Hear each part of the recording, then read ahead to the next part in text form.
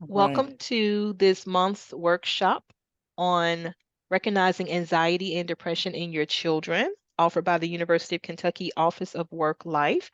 Our guest today is Ann Bassoni. She's one of our therapists here at the university. Thank you so much, Ann, for leading us through this discussion. Well, I'm glad to be here. This is a question or a topic I get a lot of questions about, both from clients and friends, even. So, I think when it comes to our children, our teens, there's a lot of concern, especially I think it's grown even since the pandemic. When we started to see an increase in anxiety and depression in teens and even adults. I mean, I think it threw everybody. Um, but just one quick plug is that if you, as UK employees, you are eligible for 5 free mental health visits with my team or my program. There are a handful of us, and if you look at the UK Health and Wellness webpage, you will see how to sign up. You get 5 free visits per fiscal year. So we're ending one fiscal year, and July starts our new fiscal year. And we do see children and teens. So if you are concerned, and after this you think, maybe they do need to talk to a therapist, feel free to think about making an appointment. Our job really is, we see people, and then if they need ongoing services, we try and help you find someone for longer term services. So that being said, like I said, since the pandemic, we have seen an increase in anxiety and depression, not just in our adults, but in teens and children as well. And I think one of the things that throws people, especially with our teenagers, is how do I tell if if it's anxiety or depression or if it's just normal teen behavior? And that can be the same with kids. So I will say this probably several times throughout our discussion today, is that what we're looking at is a change in their baseline behavior. You all know how your kids normally are, and when you start to see a change in those behaviors, that might be one sign. But it's not just one behavior. It is a collection of behaviors that cause concern, and the other part of that is that they're persistent.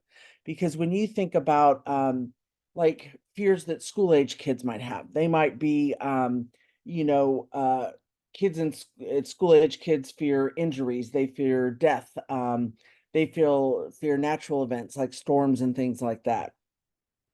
When it becomes anxiety though, or depression, is when it lasts, when it keeps going on and it persists with them and it starts to interfere with their daily behaviors.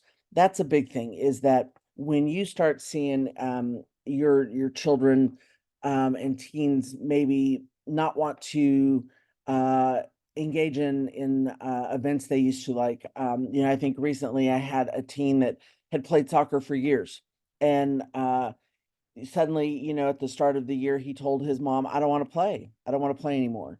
And that combined with some other behaviors had her really concerned. So, and it did turn out that he was depressed. So, you know, she took his lack of, not wanting to do something he'd always loved to do, and combined with he was isolating more, he was losing weight, his grades were dropping. So, that yeah, focusing maybe first on anxiety, and please at any point, if you have a question, you can either butt in or you can put it on in the chat. I have a hard time sometimes following chat and talking, so if I don't answer, feel free just to say, hey, excuse me. So I think one of the questions I often get from parents is, what causes anxiety? What causes depression? And I think for a lot of parents, there's a fear of, I haven't done something, or I've done something too much or too little. And really, there's no single cause of anxiety or depression. It's usually an interaction of some biological predeterminers and also then the environmental part. And those and these environmental risk factors are really kind of unique to everybody. You might have a child who has displayed no signs, has had normal regular fears, and maybe there's a history of anxiety in your family. And then something like the pandemic comes along, or there's a tornado or a flood, and even if your family's not affected by it, maybe they hear about it. So then you might see an increase in this anxiety. And that doesn't necessarily mean that they have a diagnosis of anxiety, but their anxiousness raises. Um, so, the other things to be careful of when you're thinking about anxiety and depression in your kids and teens is um, when there's a major event, like maybe there's a divorce in the family and it's not even yours, maybe it's just in the family, or there's a death, or you all move, or there's some stressful situation going on in the family, maybe a medical or terminal illness, maybe a loss of or a change in income. These are the kind of things where you just want to be on a little bit more heightened alert, which can be hard because you might be struggling too. So the key is again, what is their baseline behavior, and does it change, and does it persist? And it's normal. I mean, if you think about when there's a change or any of those events for us as adults, we feel it. And for some of us, I know in my family we are prone to anxiety and depression. And a change in events can send me on a spiral. But because I know this is what I do, I'm able to catch it usually.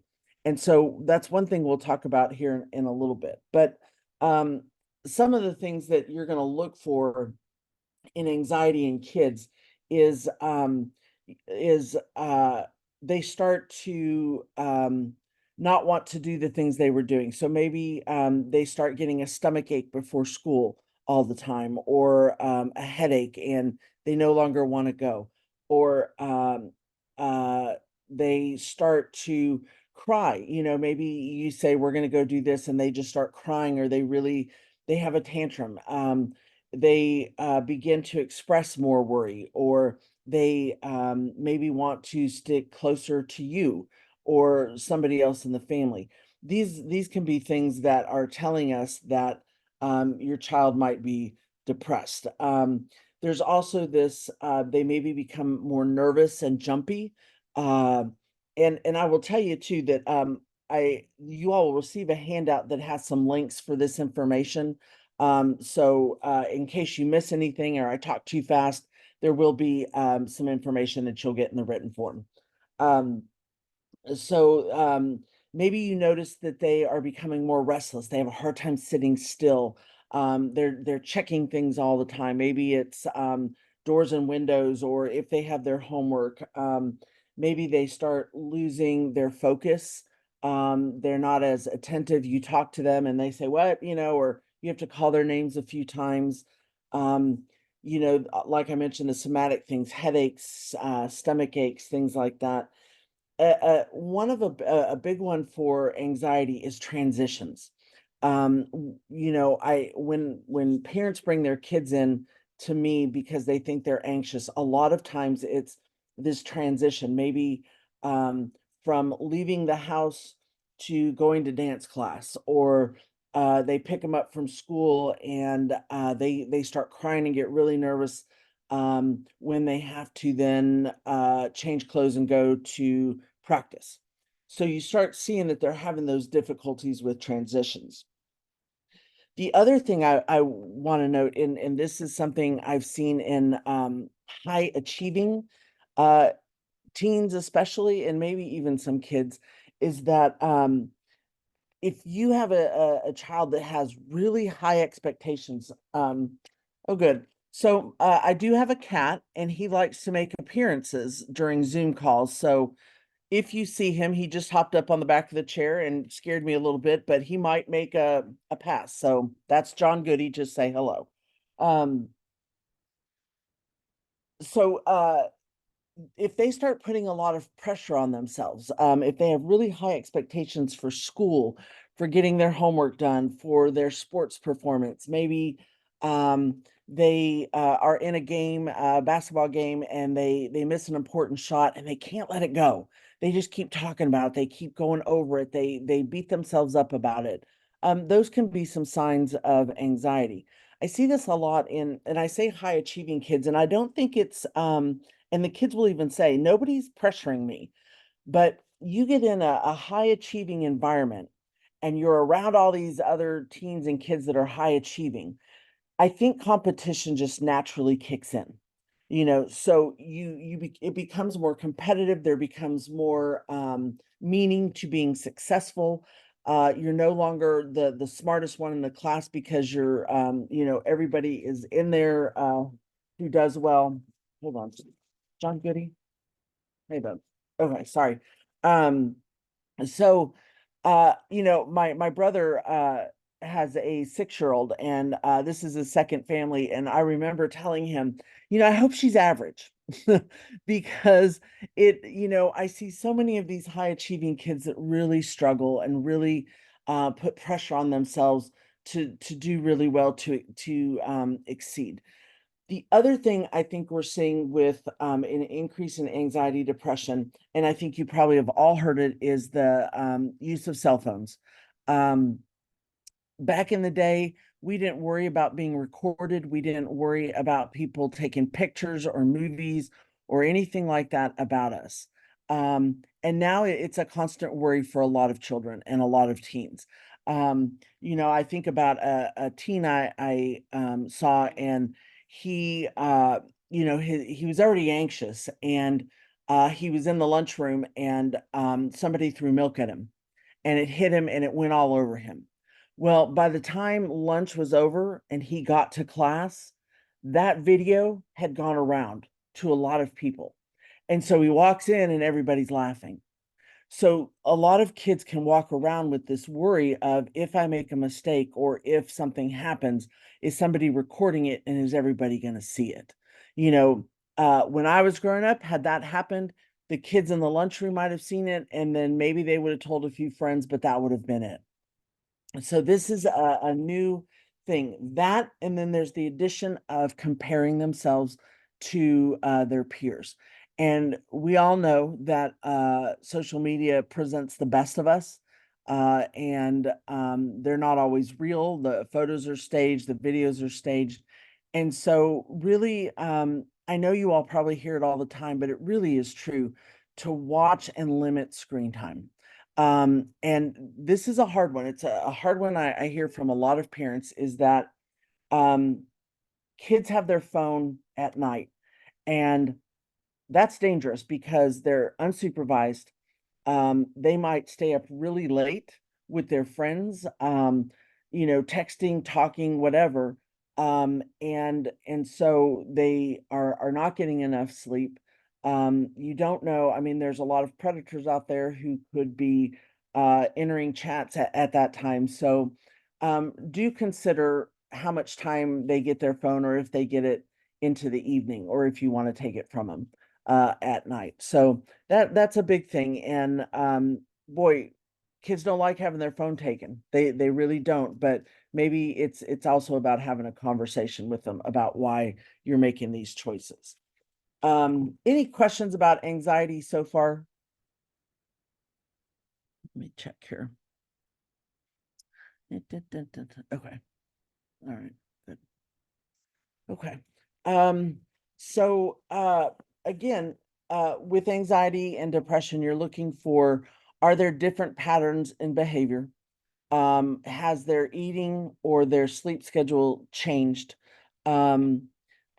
Are you getting reports from other people, our teachers, other parents, even peers saying, "Hey, I'm worried about Ann over there. She's different." And if they are withdrawing and they stop talking to you, that's a good combination to look for, to be concerned. Um, so the other part of this is depression. And again, it's one of those things where there can be some biological predeterminants, but there's also the environmental factors that we have to look for. And um the interesting thing and the thing I love about being human is that two people can experience the same event at the same time, but have a very different experience or perception of that event. So you might say, well, my 10-year-old had no problem, when their grandparent died, they didn't seem bothered, but my teen did. Well, that's because they're even though they have some of the same biological things, they have these innate things that they're born with. Their personalities are different, so they might respond to things differently. So again, I go back to know the baseline behaviors of your children, and how they are and how they react to things. Um, but depression, I think, is a hard one for a lot of people because it can look, I often hear, well, they're just being lazy, or they just don't care. But it really is a serious condition that impacts how a person thinks, how they feel, and how they behave. It is much harder to motivate yourself to do things. Getting out of bed, some of the things you might see. Um, in children and teens is a change in appetite. Either they're eating more or they're eating less. Maybe they're sleeping more or less. Are they having trouble concentrating? Um, the big one, I think, the big difference that we see in teens and kids that we don't see in adults is that depression can show up looking like irritability and anger. So if your child is suddenly really irritable, or they start showing a lot of anger, that oftentimes we think, oh, what has happened. Oftentimes that's one of the biggest symptoms of depression in children and teens. Um, they might start talking about that they're no good, that nobody likes them, nobody loves them, things like that. Or they start withdrawing. Maybe they were really social kids and suddenly they don't want to be around people anymore. Or they're really reluctant to go and be around people. And the other thing is that they're a lot more sensitive to rejection. So if they call a friend and the friend says, "Oh, I can't go," or something like that, it can be really devastating.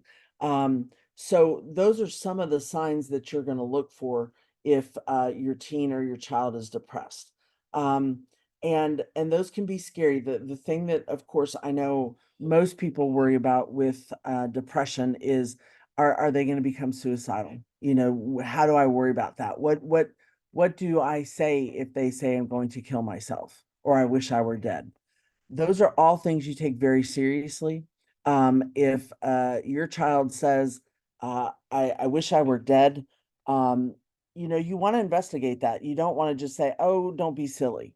Because I think that's, you know, teens and kids can be dramatic. Teens especially they can be pretty dramatic. And sometimes we hear what they say and we just kind of push it aside. We don't put a lot of attention to it. But I tell everybody, when it comes to somebody saying, I wish I were dead, I don't want to live, you take that very seriously. And if you're concerned that it's something that they mean, take them to the emergency room, get an appointment with their doctor as soon as possible. And because most pediatricians will screen for depression. So if you're concerned, that's a sometimes a good place to start, is to say, I think maybe they're depressed, or I think maybe they're anxious. Can you talk to them? Because sometimes I have found that with kids and teens, they don't want to concern you. They don't want to bother you, but they're willing to talk to other people sometimes. Jennifer says, so many symptoms of depression are also symptoms of ADHD. My son has both, and it's almost impossible to determine which is causing behaviors, thereby making it much harder for us and his doctor to figure out medications. It is because, the thing is with ADHD, oftentimes because of maybe it wasn't identified early, or the symptoms of ADHD can be really hard and difficult to accept.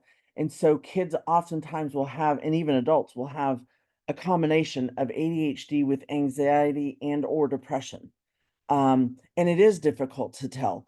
But and that's where medications are great, but we're also going to talk about a little bit about that there are some interventions and some ways to help that are an excellent partner with medication. But I appreciate you saying that, Jennifer, because I do hear that a lot. And it's frustrating because you want the best for your kids. Um, so when you're seeing these things, one of the handouts you all will get is one of my, I really, really like it, and I have used it for years because it's timeless, and it's how to talk to your kids, how to talk so that they and really I should say how to listen to your kids. Um, because if you ask your child, or maybe your kid comes home and they say, "Oh, school's the worst. I just wish I were dead." Oftentimes our response might be, "Oh, don't say that. Don't say that. It was just a bad day." Instead, you might say, "Well, tell me more. Tell me more about what happened today. Did something go on?" You want to ask questions that allow them to talk further without trying to fix them or fix the situation or kind of tell them just to ignore it, because those will shut that conversation right down. A kid comes home and says school was horrible, and you say, "Oh, school's not horrible. It's just something we all have to do."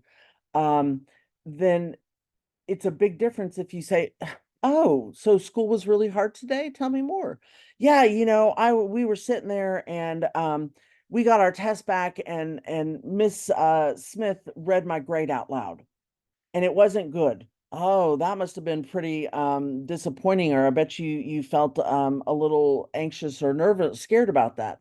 No, no, it made me really mad. So by by responding to them with what we call active listening and open-ended questions, you're going to get more information.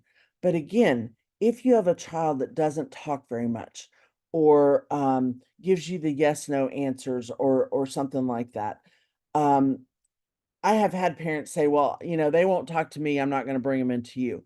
And like I said, they are more likely to open up oftentimes to another adult than they are to you. And that's nothing about you all the time. It's just they don't want to burden you. They don't want to upset you. They don't want to make you worry. Um, so with those symptoms in mind and things like that in mind, do you all have any questions? I mean, any more specific questions about anxiety or depression in your children? Because I really, would love to answer those, because I feel like we get a lot of information on anxiety and depression in kids, and sometimes there's some more specific questions. So again, feel free to answer or ask those questions. Um, any suggestions on how to balance schoolwork's expectations when there's frequent anxiety? Uh, Great question, Jacob. Yeah. Um, Oftentimes, what I would suggest is that you talk to them about and let me clarify. By schoolwork expectations, do you mean the amount of school work they get or how they're feeling like they're doing? If it's the amount of schoolwork expectations and you're finding that they are always amount in progress. Okay. Um, I would break it down because with anxiety and oftentimes, and even depression, if they have a lot of homework and it's consistently a lot, um, you might have a conversation with the teacher. Are they allowed time in class to finish it? And if they are, is something getting in the way of your child uh, getting that work done? Are they sitting there looking lost? Are they so nervous they can't start? See if there's anything occurring in the classroom that is bringing all this work home. And then if there is a lot of work at home, what I suggest is you find out what they have and you give them one or two assignments at a time so that they're not sitting there staring at this whole packet, this whole list of things they have to do. So maybe they do one assignment, they get up, they stretch, they get something to drink. So you're breaking it up some for them. And then also you and I did not include this, but if you're interested, just email me. Um, Start teaching them about deep breathing because that is one of the most effective ways of managing anxiety is deep breathing. Because when we start feeling anxious, our body is telling us, our mind is telling us we're in danger. Something is about to happen. And so we go into that fight, flight, or freeze mode. But if we can use deep breathing, it's a signal to this is where I always mess up. I think our central nervous system that we're okay. And it allows us to go back to thinking. And so if you can help them learn deep breathing or another way, anyway, where they can relax a little bit, you can say, okay, you got that one done. Which one do you want to do next? So you're just kind of helping them walk through it one assignment at a time. And if it's about the grades they're getting on it, you might also ask them, what do you think happened? Do you think we need to study a little bit more? They might have test anxiety, and that would be something to check out. And if they do, you might need some accommodations at the school. Um, so it's again, it's a lot about talking to them and it's about teaching them these skills that they can use to help themselves calm down because you might not always be there when they are feeling anxious. And if they know how to do deep breathing, if they know how to use a fidget toy, which goes back to that ADHD and anxiety depression looking similar, sometimes just having something to squeeze or twist or something like that can help somebody come back down to their baseline. I hope that answered your question.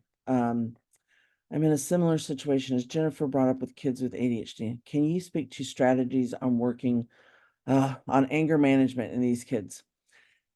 Yeah, that's a tough one because part of the anger management is impulse control.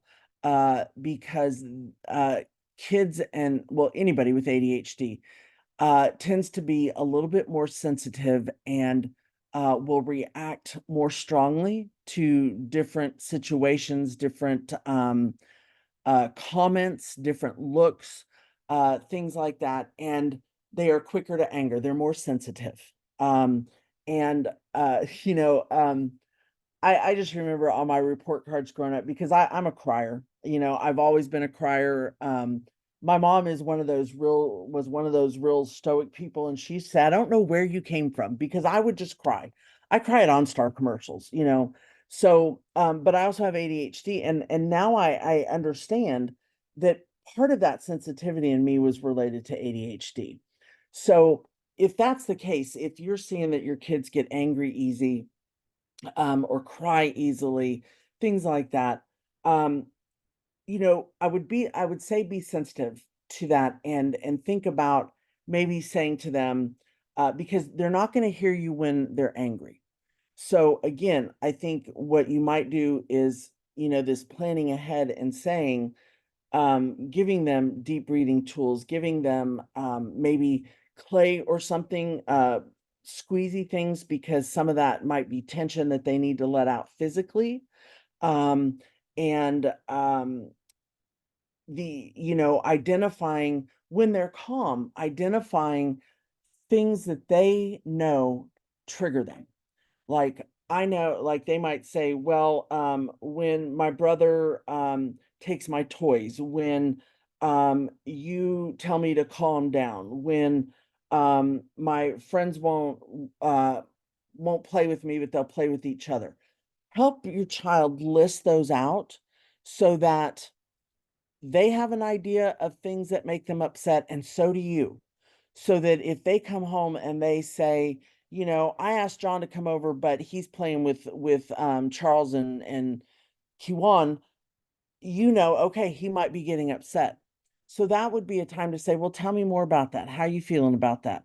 I seem to remember this is something that really hurts your feelings and makes you mad. So what do we need to do to help you right now?"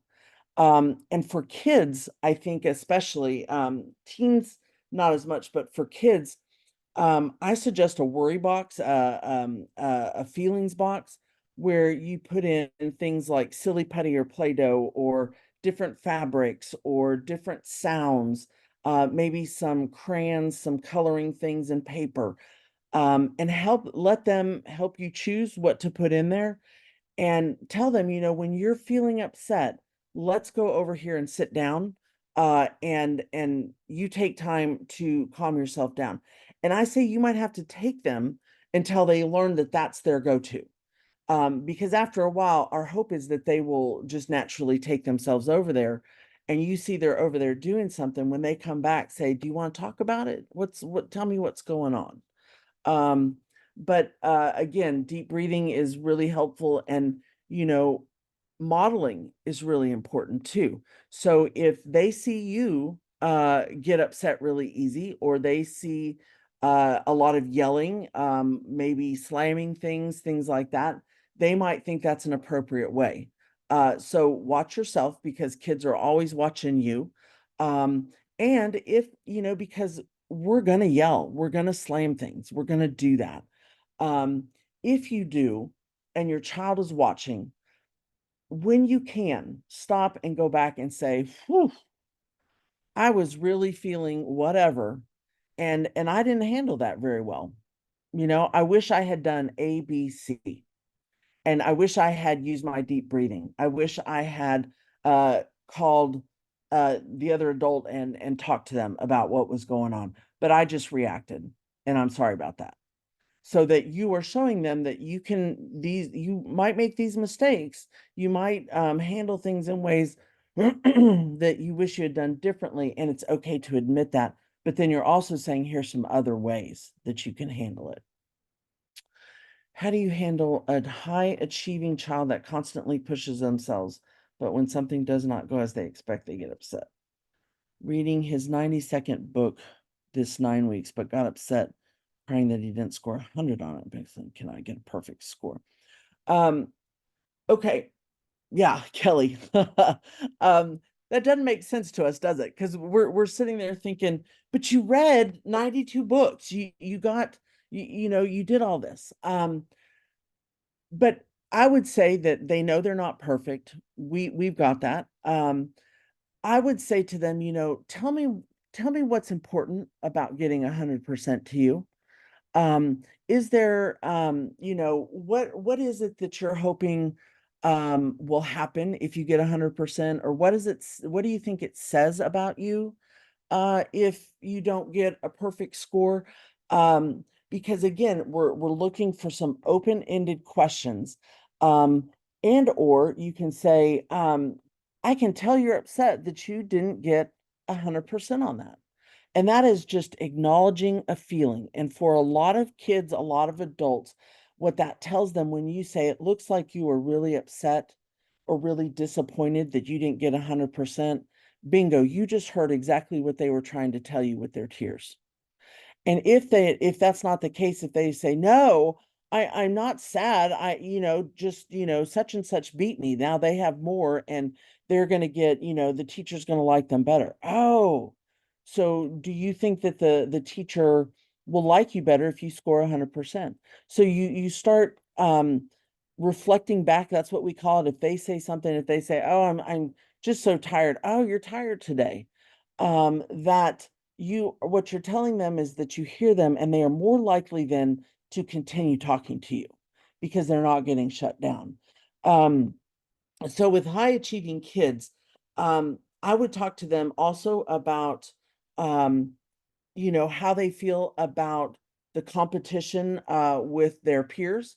Is there competition? Are they trying to what do they connect with being high achieving, with getting 100%? Because sometimes you might not have said anything, but in their mind, if they don't get 100%, they're not going to get into this school. And if they don't get into this school, they're not going to get this degree, and they can be all down the rabbit hole to being homeless and on the street in a heartbeat. And it sounds silly, but this is sometimes how the mind goes. And if we don't talk to them to find out what's behind it. And this might not be a one-time conversation. You might have to have this frequently. Like if, excuse me, if you know they have a test coming up, um, you might say to them, how you feeling about this test? And if they're really nervous, say, okay, well, let's think about what we can do to help you study. Because here's the thing, they might also need to know that when you are nervous, when you're anxious, when you're depressed, it becomes harder to focus. So if you can get a point to the high achieving kids, or really any kids, but that if you can learn to calm yourself, if you can learn to manage your anxiety, your brain has more room to learn. Because when we're nervous, when we're anxious, we're talking to ourselves up here in our head, and it becomes much harder to focus on what's in front of us. So they might be reading the same paragraph over and over and over and getting really frustrated because they can't do it. But if they can do some deep breathing, or maybe they take a quick run or a walk, or they talk to someone, or they something like that, they come back and they read that paragraph and they've got it down in one reading. So we want to emphasize to kids that and teens, especially high achieving, that being as relaxed as possible will help them take in more knowledge. Does that answer questions? Um, let's see. Oops, wrong. Sorry about that. Um, okay. Um, yeah, and I guess when it comes to uh smaller kids, is that sometimes it is harder for them to express feelings. And one thing I have asked a lot of the parents of my kids that I see is to do, maybe not nightly, because it's hard to commit to nightly, but before bed or after dinner or after school, whatever, um, get them in the habit of journaling. And journaling might be that they draw a picture, and it doesn't have to be, I mean, maybe they have 5 or 10 minutes and they just draw or color or do whatever. And ask them, say, why don't you draw a picture about your day, or about your favorite part or the hardest part? And then if they aren't writing yet, you might ask them to tell you a story about the picture. And oftentimes what they're telling you about the picture is what they are experiencing themselves. So that can give you an idea of how they're doing. Um, maybe they just draw a picture, and you do, I call it, well, and it's called being like a color commentator, a play-by-play. Oh, look at that orange dot you just drew. Oh my goodness, that is a great green line. So again, what you're telling them is, I'm paying attention to you. I see what you're doing. And what that does is it builds a relationship, it builds a connection, which is going to allow your child to feel like you're listening to them, you see them, you hear them. Because I've had teens tell me, well, mom and dad said, come talk to me if you're ever in trouble. And I did, and they just screamed at me and grounded me and took away the car keys. That's going to shut down any further conversation that you're ever going to want to have with them. So you start when they're young, letting them know, I'm listening, I hear you. And it seems silly. Okay, they're drawing a picture, they just drew a box. Why do I have to say, look at that box? Well, because that tells them, I'm watching you, I see you. Or if they seem sad, you might say, you look like you're feeling sad. And hopefully, if they're not, they can say, no, I'm just tired. Okay, great, great. But you're checking in with them. The other tricky thing here is that for teens, the way they perceive our face, our facial expressions, just doesn't match up with how we're feeling. I mean, I don't know how many of you have teens where you just maybe have a blank look and they're like, see, you always give me that look. I am so tired of you being mad. They just go on and on. And you're thinking, what? I was just sitting here lost in thought, and now you're upset. Because their brains are developing at this point, teenagers, as much as they did in those early developmental days, those first few years. Their brains are just going and growing and developing. And so um, try to check in with them as much as possible. It looks like you're upset with me. Oh, you look really excited about that, or things like that, so that you get an accurate picture of where they're at. Um, let's see. Um, some other things I think to do are is exercise is a great way of managing anxiety and depression. So maybe again, back to these homework things, or difficulty getting work done, is maybe they do they finish one assignment and you guys take a walk around the block, or you do jumping jacks or something like that, and get some energy out, and then come back and do a little bit more. Our tendency is to want them to do it all at once. And that doesn't work for some kids. And then the other part of this, and it was funny during COVID, how many parents I had who said, gosh, we are sitting down to dinner together, or we are doing this together, and how much they enjoyed it, because our tendency is to overschedule. And if you have more than one child who is interested in sports and dance and all these other activities, oh my gosh, you guys are running. I mean, you guys are going, and it baffles me, that how much there is to do. So make sure that you are not overscheduling the kids. Um and that there is still time for some downtime, whether it is just time reading or loafing or watching TV or playing the video games, all in what do you call it, just small doses. You talked about screen time and comparing themselves to peers. What about when their peers are getting significantly more screen time than they do, and that causes situational depression and anxiety? By screen time, I mean TV and video games, not social media. Okay. um well, I think I guess I would want to know what they feel like they're missing out on. Is it that when it comes to TV or something like that, are all of their friends talking about a show? And because they don't get as much time, they're missing out on that conversation. Um, you know, that is hard. It's the same thing about when parents don't want to buy their kid a phone, but everybody else has a phone, and the child feels left out. um it's really tempting to want to give in to that. And maybe what I would find out is if there is a certain show, or and we'll start with TV. If there's a certain show that their friends are talking about and they don't get to see it, and it's a show that you're okay with, maybe make concession. Maybe you say, okay, if all your work is done and da da da da da, then you can watch that show. But maybe if that show comes on once a week and you have them so much time, they only get to watch that show. So do you want to give them a chunk of time that says you can have screen time, and if you want to use it all in one day, okay, that's fine, but then you don't get it any other time.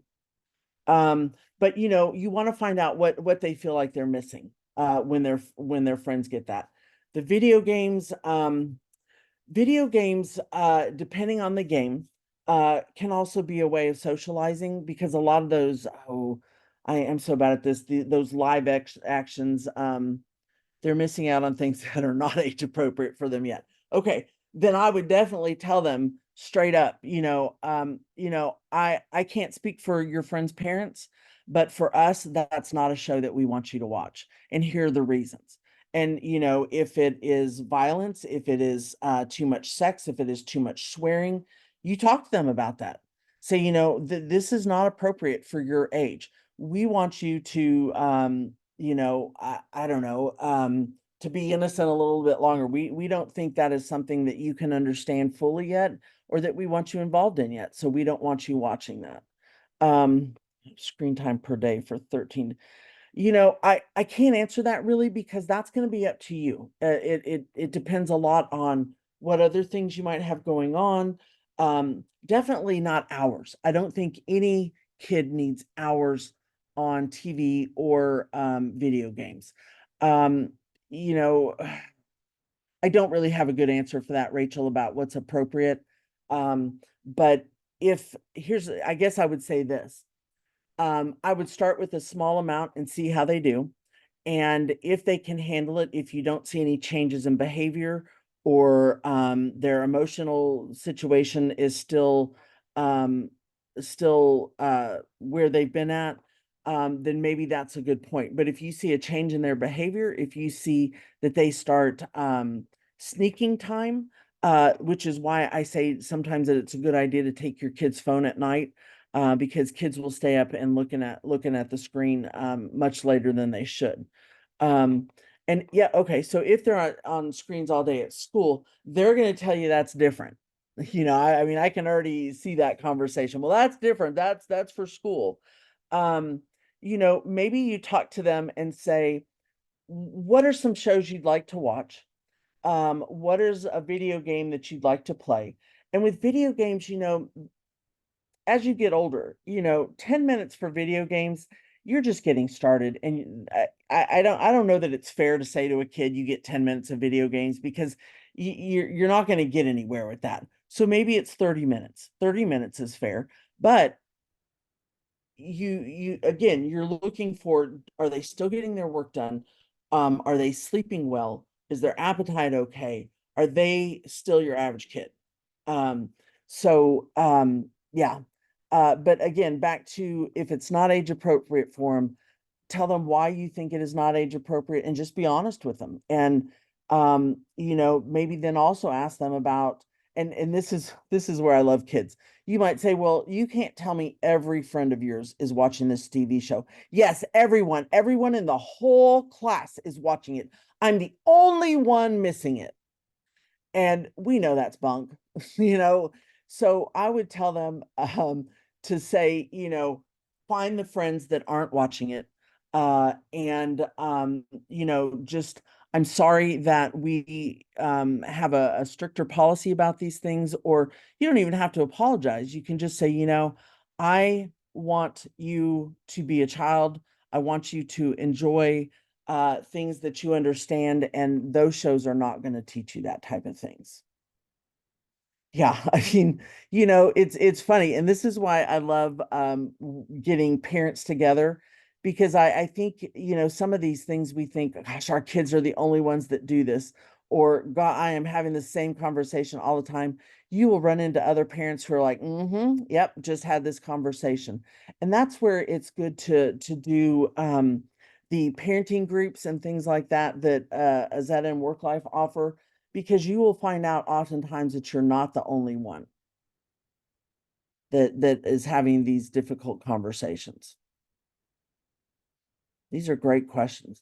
I tell you what, parenting is hard, and when you have kids that maybe have some diagnoses, anxiety, depression, ADHD, there's another level to it. And I will tell you that I think joining other parenting groups are great. I'm always happy to meet with you. I see all sorts of parents that just come in for parenting, just come in to maybe complain a little bit, maybe vent a little bit, maybe get some guidance for specific situations. So, please do that. Eric Wilkinson and I both see kids. So we're happy to, you might make an appointment for them. Uh, and just be open to asking these questions, because there's no ridiculous question when it comes to parenting. This is hard stuff. Is there a grandparents group? I would check with your child's school family resource center. They often know if there are grandparent groups either at that school or within Fayette County. Yeah. Oh yeah, yeah, yeah. Okay. There's a local grandparents group at the county extension office. Yeah, because you will find there's a lot of grandparents these days raising kids.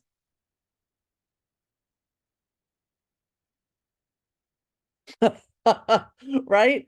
Um, because kids are the same way. They think they're the only ones too. Yeah.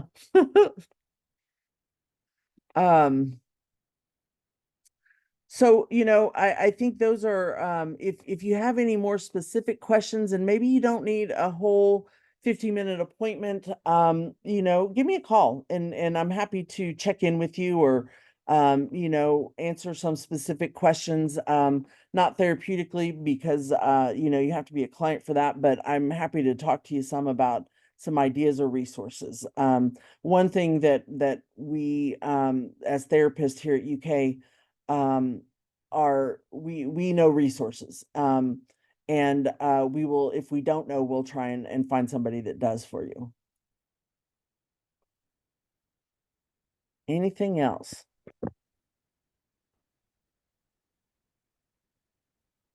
All right. Well, thank you, Anne. This has been fabulous as always.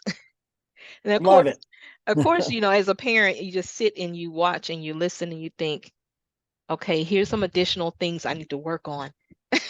That's what I'm Right. thinking. And while you're doing that, also know that you are doing a whole lot of good stuff. So remember that. Remember that.